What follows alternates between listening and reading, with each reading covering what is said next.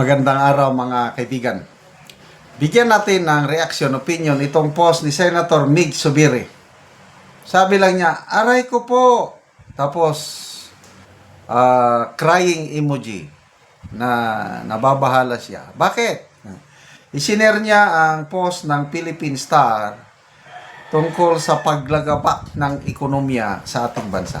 Lagapak na lagapak. Sabi dito, just in, sabi ng Philippine Star. The Philippines records a 3% GDP rate. Gross Domestic Product, yung GDP yan. The Philippines records a 3% rate for fourth quarter of 2025. This brings the GDP for 2025 to 4.4%. This means that the government has failed to hit its target gross domestic product for a third year in a row. Aray nako!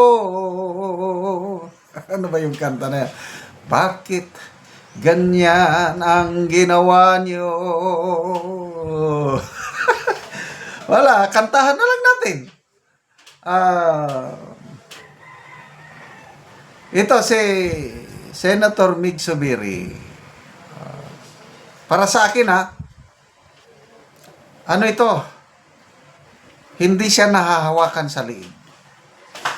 Biruin nyo, noong 2024 ba yun? Na isinusulong nila yung charter change, pinapaapura, na pati ang Pangulong Marcos Jr. nag-announce na siya na sa 2025, yung midterm election, isasabay na daw yung anong tawag nun? Plebisito. Para tanungin ng taong bayan kung papayag sila na magkaroon ng pagbabago sa konstitusyon. Pinapapura nila Ang Senado lang ang kumontra. Dahil nandyan si Senator Zubiri na hindi nagpadikta sa Malacanang. Kaya, nasibak siya. Kaya sabi niya, I did not follow the orders of the powers that be, kaya sinibak ako. And for that, talagang saludong-salud ako kay Senator Zubiri. So ito, 28th Congress, dahil nga sa samahan nila ni Senator Vic Soto, matagal na sila magkasama, kaya napasama siya sa majority senators. Ba't hindi ibig sabihin na lahat na iutos, kagustuhan ng Malacanang, susunod at susunod na parang tuta si Senator Zubiri? Hindi.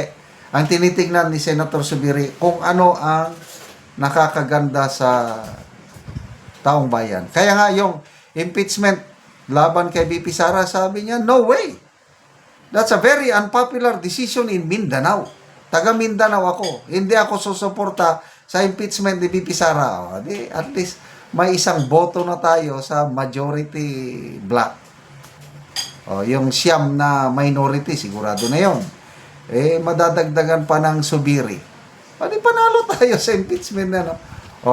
So ito, nalulungkot siya sa palpak. Nasasaktan siya, umiiyak Kita mo, aray ko po. Tapos may crying emoji.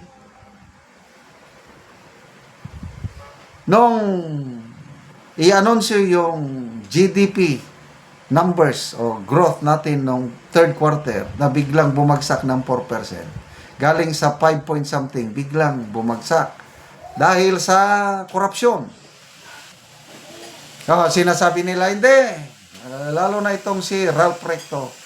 Hindi, makakabawi tayo sa fourth quarter. Magre-rebound yan. Nothing to worry. Ano ngayon? Hindi man naka-rebound, lalong bumagsak. Kaya, 3 straight years from 23, 24, 2025, puros bagsak, pababa ng pababa. Hindi natin na-achieve yung economic growth target natin per year.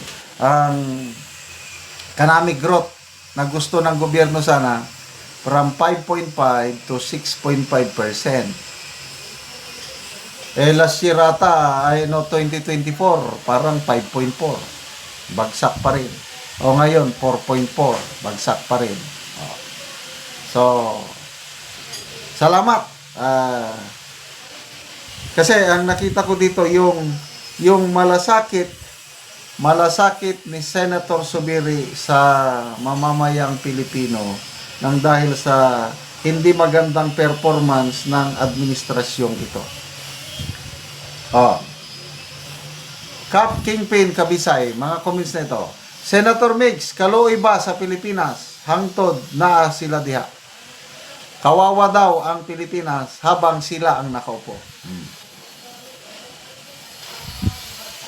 Kerwin Caragos, why should I labor if all the fruits of my labor go to pay to unpayable debt? Yung utang natin. Ang utang natin, as of early January, 17.6 trillion pesos. Tapos nag-announce na naman itong si Mr. Batman Recto, mangungutang ulit ng 2.6 trillion para mapunuan yung budget, budget deficit. Kaya, baka sa ngayon o next month, magiging 20 trillion na ang utang natin. Kaya ito ang mga taxes natin, ang marami dyan papunta sa pagbayad sa utang. Ano pa? Rain, sabi niya, congrats, BBM, polvoron pa more. Ramir Radaza, okay lang yan sa namumuno, basta importante may maleta. Jal Riham, congrats sa boss mo. In fairness kay Senator Zubiri, hindi niya boss si PBBM. Ang boss niya ang taong bayan. Yan ang aking pananaw. Hanggang pait pa sa panyawan, sir. Ano ba yung panyawan? Is it herb o baging, panyawan? Parang ito yata yung ginagamit na pang sa mga kasili. Panyawan, pait. Okay, so salamat mga kaibigan sa inyong pagsubaybay sa ating channel. Nakakatulong kayo ng malaki sa tribong Talandig ng Bukidnon dahil ang income natin sa channel na ito is pantulong po sa tribo. Namimigay tayo ngayon ng libreng yero at pako para makapagpatayo sila ng mas maayos na tahanan. Kaya panoorin nyo ang video na ito. Taga-anugsin. Magbabaya ay akin. Salamat. Abog yapon sa kandil. Salamat ayo, sir. So muna ni ang balay ni Kuya sa natag sa yaha. So muna ni ang itsura sa ilang balay nga magkatuluan gyud sila tungod sa kuana kadugayon na. Ilang balay yo. Pila na ni katuig ya inyong balay? 12 years na ni siya. 12 years na. Oo. So, Sa 12 years, atong niaging tuig, nasunog ni siya mo ni ani ang kon ani. oo. Kiniwala na nako niya, naripit ni kay. Oo. Ako lang mong nagito. Lagi so nasunugan mo. Mm. So karon makakuha na mo og balay kay natagaan naman mo gero. Salamat kayo sa kwan. Sa nagtabang sa yero. Hinaot ko nga dagan pa mo matabangan nga mga kuan nanginahanglan sa inyo. Kaya namin kasing-kasing sa pagtapang sa mga kapusang prayer. So pila ka buok imong kuan niya, imong anak? Kuan 5, puro bay. So tanan na naga-eskwela. Eskwela na tanan. So unsa nay grade? Ang isa ka anak na ako nag-eskwela sa USTP, diya sa Mirayon.